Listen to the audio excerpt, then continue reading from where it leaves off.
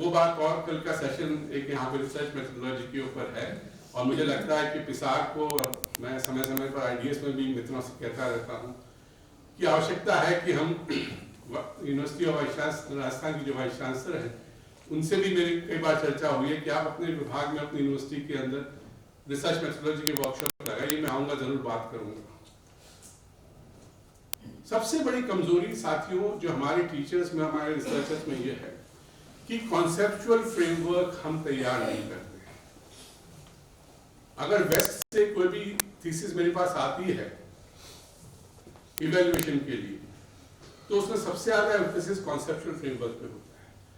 हमारे यहाँ conceptual framework का कोई आइडिया नहीं। हम सीधे से कुछ ऑब्जेक्टिव लिख देते हैं, कुछ रिसर्च क्वेश्चंस लिख देते हैं, हाइपोथेसिस हो तो हो, नहीं हो तो नहीं हो, उसके बिना भी काम चला लेते हैं। तो ये जो काम चलाऊ रिसर्च है वो हमारे विषय का कोई भला नहीं कर रही है। कॉन्सेप्चुअली स्पीकिंग, मैं आपसे यह निवेदन करना चाहूंगा कि जो कुछ मैंने काम किया है राजस्थान की स्टडीज को लेके, तो 3 मुख्य कॉन्सेप्चुअल फ्रेमवर्क हैं जो रिसर्च स्कॉलर्स यहाँ, स्टूडेंट्स यहाँ बैठे हैं, विशेषकर उनके लिए फायदेमंद होगा। अगर आप लिटरेचर रिव्यू करते हैं तो 3 मुख्य प्रकार के दृष्टिकोण उभर कर आते हैं या सैद्धांतिक अनुबंध उभर कर आते हैं। सबसे पहला है ट्रेडिशनलिस्ट पर्सपेक्टिव,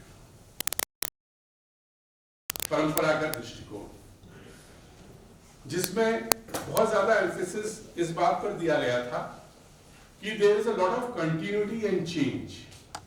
राजस्थान की राजनीति, राजस्थान के समाज को यदि आप पढ़ते हैं, उस पर शोध करते हैं, तो उसमें निरंतरता और साथ ही साथ परिवर्तन के आयाम देखने को मिलते हैं। और इसमें जो सबसे बड़ा सेमिनल कंट्रीब्यूशन है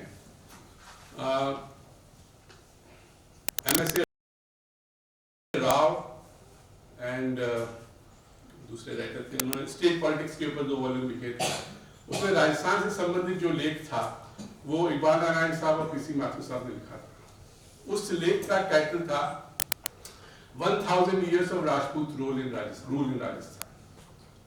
वो इस ट्रेडिशनलिस्ट पर्सपेक्टिव का नायाब उदाहरण है, जिसमें उन्होंने यह बताने की कोशिश की कि after the reunification of Rajasthan, princely states, the manner in which electoral politics or politics per se has emerged in Rajasthan has been completely influenced by what they called as the Kshatriya ethic, जो word use किए इकबाल नारायण साहब ने, and he referred to as the secularization of Rajput rule in Rajasthan। कि जो पहले रियासतें थी, राजा थे, जागीरदार थे, प्रिंसली स्टेट्स में जो थे, तो स्वतंत्रता के बाद जो चुनावी राजनीति हुई उसमें भी उनका बहुत ज्यादा प्रभाव देखा गया। इतना ही नहीं, जो एडमिनिस्ट्रेटिव बाइफर्केशन राजस्थान का हुआ, सर यहाँ पे मौजूद है शर्मा साहब, पब्लिक एडमिनिस्ट्रेशन के हमारा, जो एडमिनिस्ट्रेटिव बाइफर्केशन हुआ, जो डिविजन्स बने, वो भी उन्हीं प्रिंसली स्टेट्स को ध्यान में रखते बनाए गए। जयपुर, जोधपुर, भरतपुर, बीकानेर, कोटा, बाद में भरतपुर उसमें ऐड हुआ, अब तो वो 10 हो गए, तो वो भी 10 उन देशी रियासतों के हिसाब से बनाए गए। और ये जो जॉनर ट्रेडिशनलिस्ट फ्रेमवर्क का है,